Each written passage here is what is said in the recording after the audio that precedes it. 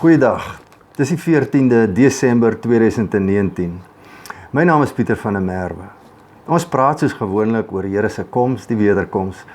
Ons is nou baie na aan einde van die jaar. Ek noem dit nou maar ook net dat ek vir die volgende 2 weke nie op die lug gaan wees nie, indien iets dramaties gebeur, want ons leef in dramatiese tye, sal ek vir u inlig of ons sal met mekaar kontak maak as ek dink dit is nodig.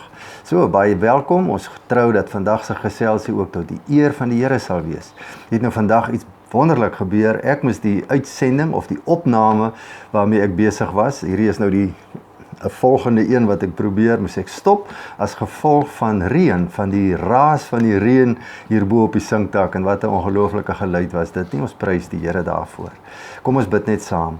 Here, baie dankie dat ons hierdie dag ook kan wy aan U. Dankie Here vir die wonderlike voorreg dat ons in alles weet U is by ons is nie weeskinders nie, en ook oor die goed wat ons vandag gaan praat, dat dit U naam groot maak, Here, want dit is wonderlike goed wat heen wys na niemand anders nie as die persoon van Jesus Christus. Dankie dat ons hom mag volg, dat ons in sy koninkryk mag lewe, en dat sy lig op ons en in ons harte is, in Jesus se naam. Amen. Ons het verlede week het met mekaar gepraat oor die 2 koninkryke, die koninkryk van die donker en die koninkryk van die lig. En ons het hele klompie goed daaroor gesê. Ek het net in die voorafgaande week het ek nou baie weer skrif gekry en gedagtes gekry oor spesifiek die lig. En ek wil vandag nie oor die donker praat nie, ek wil vandag praat oor die lig. Dat ons net bietjie meer fokus op die koninkryk waarin ons lewe. Die een waar die koning, die Here van die Here is. Nou, ek wil begin daarmee dat daar in die woord is 'n hele paar mysteries. Ek dink daar's baie as 'n mens regtig 'n lys gaan maak.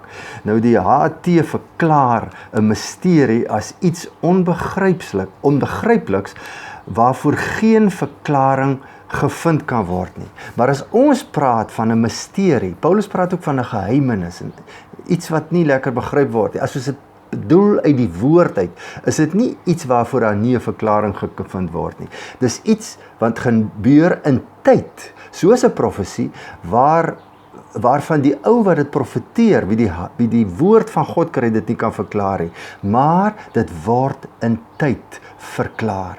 So die tyd bring die mysterie na die lig toe, sodat ons almal dit kan sien en kan net besef, die Here is in beheer. Ek het al baie gewonder, waarom praat God so baie in die woord deur mysteries? Hoekom sê hy nie reguit wat gaan gebeur nie? En dan besef 'n mens net weer, dis omdat hy soewerein is, nommer 1, omdat hy mysterieus is, nommer 2, omdat hy wil hê ons moet sy woord eet, sodat ons kan verstaan en die dieper dinge, ek wil sê van die Gees, van die woord verstaan, en hom vra, altyd afhanklik wees van hom, en van sy Gees, om ons in die waarheid te lei. Ek gaan so 'n paar net as voorbeelde noem. Kom ons dink aan die mysterie van Jesaja 53, waar 'n man beskryf word. My Bybel is nou oop hierso. Kom ons kyk hierso.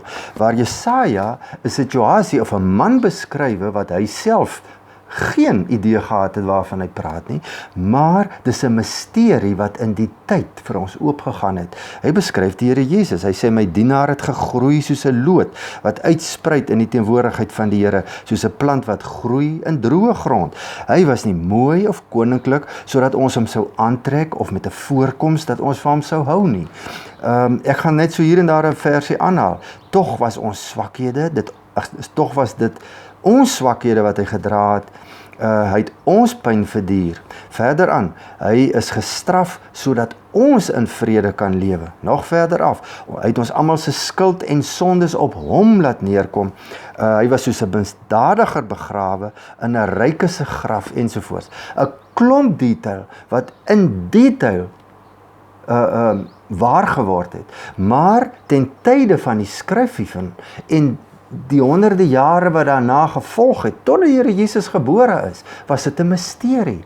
Die ou Jode het dit nie verstaan nie, die ou rabbies het dit nie verstaan nie, hulle het ander verklaringe hiervan gegee, tot vandag toe nog, en dis mos nou een van die hartseer verhale, dat hierdie misterie nooit verstaan was toe die Here Jesus gekom het nie, of laat ek so sê, dat so min mense dit verstaan het, en dit wys ook maar net weer heen by sy wederkoms, waar so min mense uiteindelik sal verstaan dat ons in die tye leef wat sy koms vooraf gaan. Dit is maar 'n patroon deur die wêreld en dit word geprofeteer. Vriende, dis een misterie. Kom ons kyk, ek dink nou aan die geheimenis wat Paulus van praat in Efesiërs 2, dat die evangelie van Christus ook vir nie-Jode bedoel is en nie net vir Jode nie. Nou, dit was 'n ding wat die ou Jode altyd geglo, dat hulle is God se volk, hulle is God se uitverkore volk. Ja, hulle het sekere patrone of sekere houdings wat hulle teenoor nie-Jode moet hê, maar die God het hulle uitgekies as sy eiendom, wat waar was. En toe kom die Here Jesus en hy sê, via Paulus, 'n geheimenis dat dit ook vir nie-Jode bedoel was. Dan dink ons ook aan wat Petrus die gesig gehad het van die laken wat voor hom afsak, met die onrein diere en die stem wat vir hom sê, eet. 'n ander misterie is die Daniël 9, waar die engel Gabriël na Daniël toe kom en hierdie hele ding vertel vir hom van die 70 weke wat voor lê vir sy volk. Daniël het niks hiervan verstaan nie, hy het maar geskryf soos die engel vir hom gesê het, en soos die jare en die eeue afgaan, het ons hierdie goed al hoe meer begryp en sien, wow, dit is goed wat in vervulling gaan, en dit is op hierdie oomblik nog besig in vervulling te gaan, en van hulle moet nog in vervulling gaan. So is ons 'n ongelooflike Here wat in beheer is van elke situasie. Die misterie van profesie, dit is hoekom ons met mekaar praat hieroor. Toe die goed geskryf was, het niemand dit verstaan nie. Die skrywers, die Jesajas, die Hoseas, die Esegiels het dit nie verstaan nie. Ons verstaan dit, omdat ons in situasies lewe, omdat die Gees dit vir ons oopsluit, en die tye belewe, wat daardie ouens al reeds beskryf het. Ek dink sommer net aan die misterie van Christus se liefde, dat hy gekom het vir hom 'n bruid op aarde kom maak het, kom vestig het, en dat hy weer gaan kom om hierdie bruid te kom haal, sodat ons vir altyd met hom kan wees. Vriende, ek wil vandag nie oor hierdie misteries praat nie, ek wil praat oor 'n ander misterie, die misterie van lig in die Bybel. Ek wil eintlik by Johannes 1 stil staan 'n bietjie, maar ek begin met Genesis 1. Kom ons begin met die heel eerste versie in die Bybel. Die eerste 5 versies gaan ek nou lees. In die begin het God die ganse heelal geskep. Ander vertaling sê die hemel en die aarde.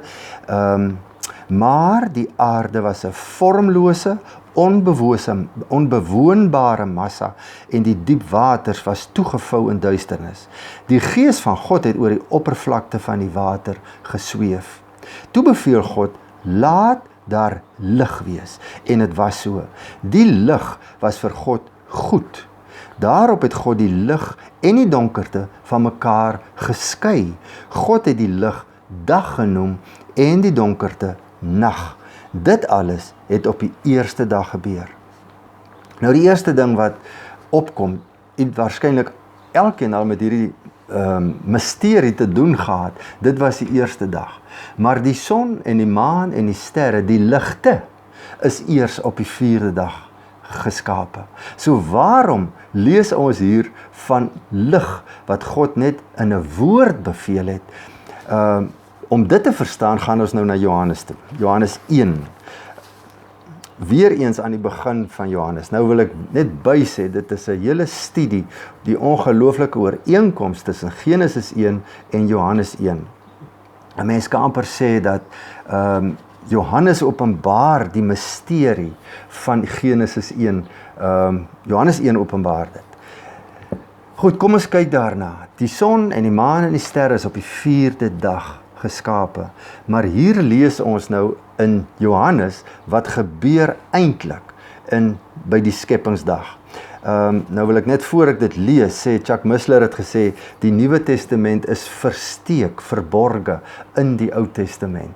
Maar die Ou Testament word geopenbaar in die Nuwe Testament. En dit is so ongelooflik waar. Dis 'n eenheid geïnspireer deur een Gees vanaf een God en Vader vir sy kinders. En as 'n mens hierdie waarheid besef, dan lees 'n mens dit net eenvoudig op 'n ander en op 'n nuwe manier.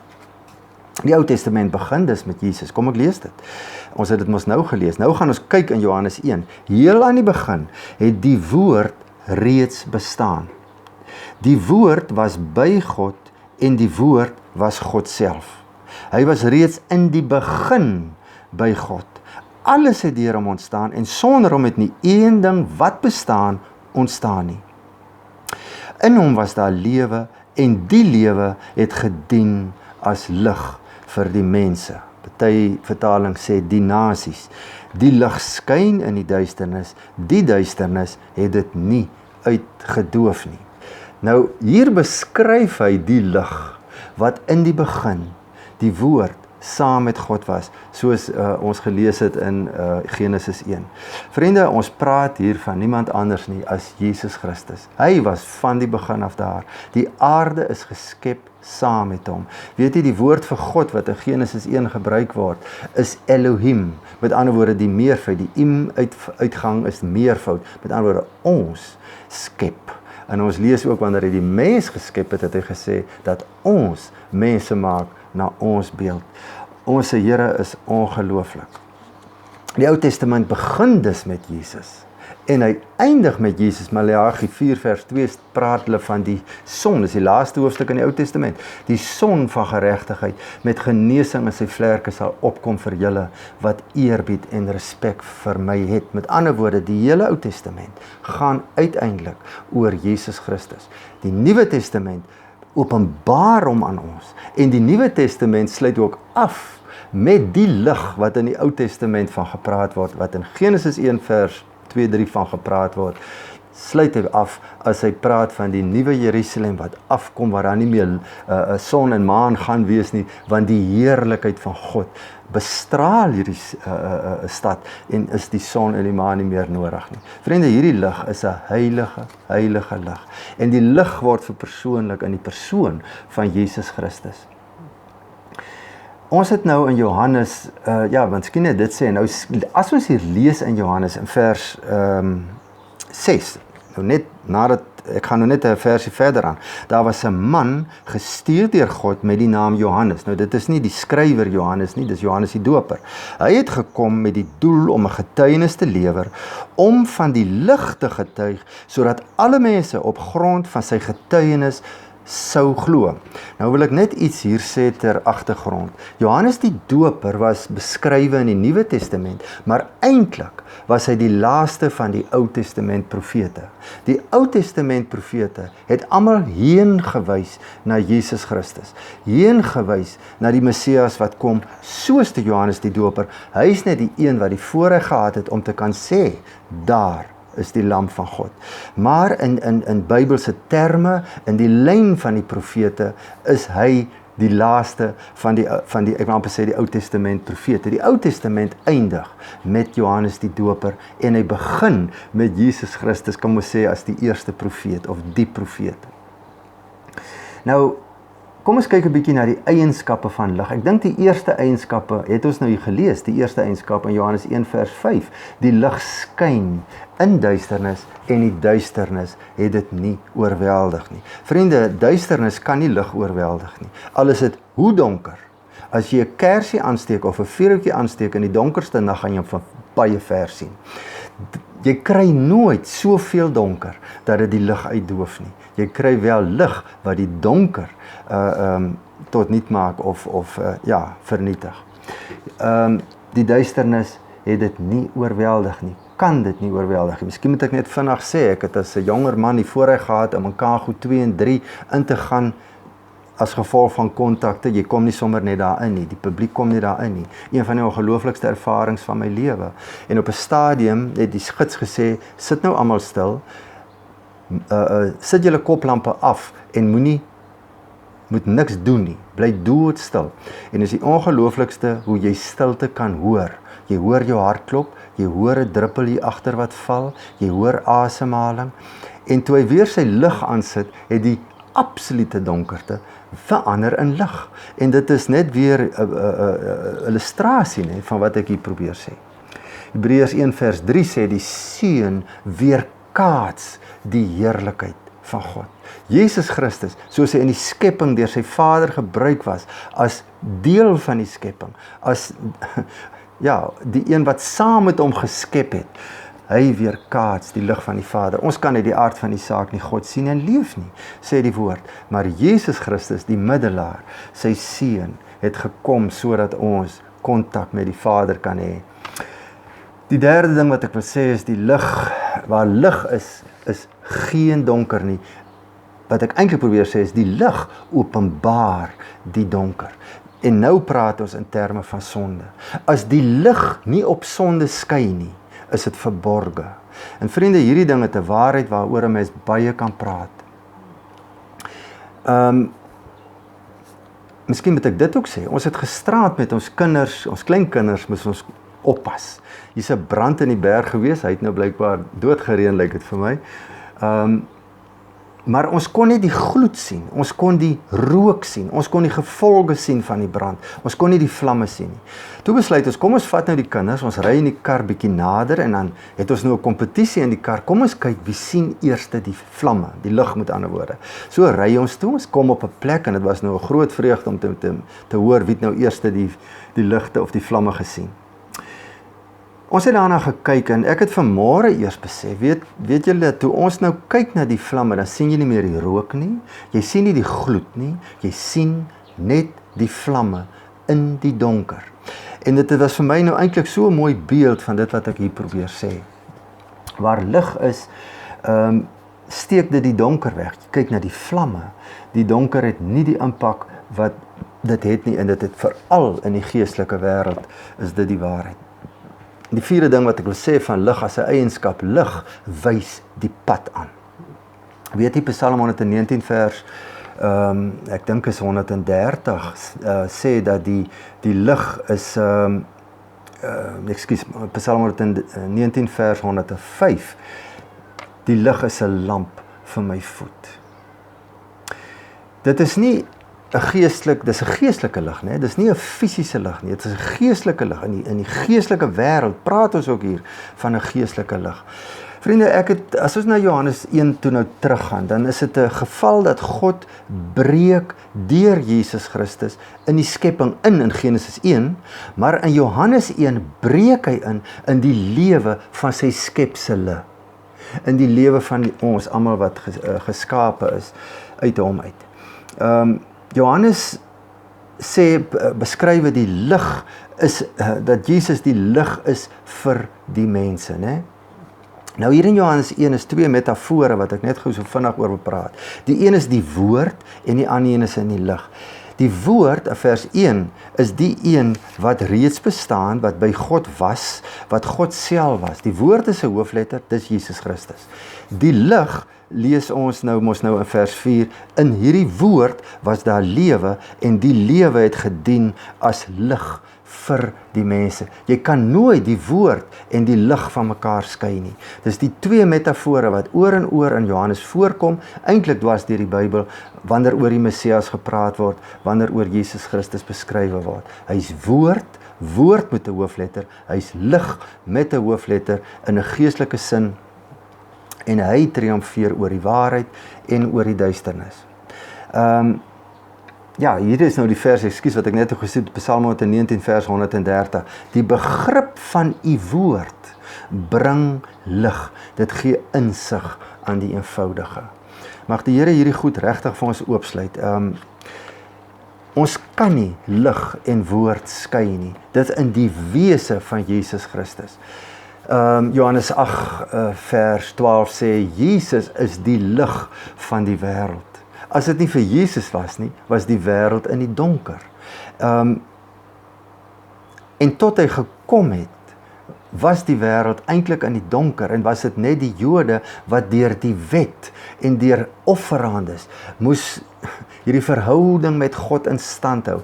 En hoe het Jesus Christus dit nie verander nie? Hy is die lig van die wêreld.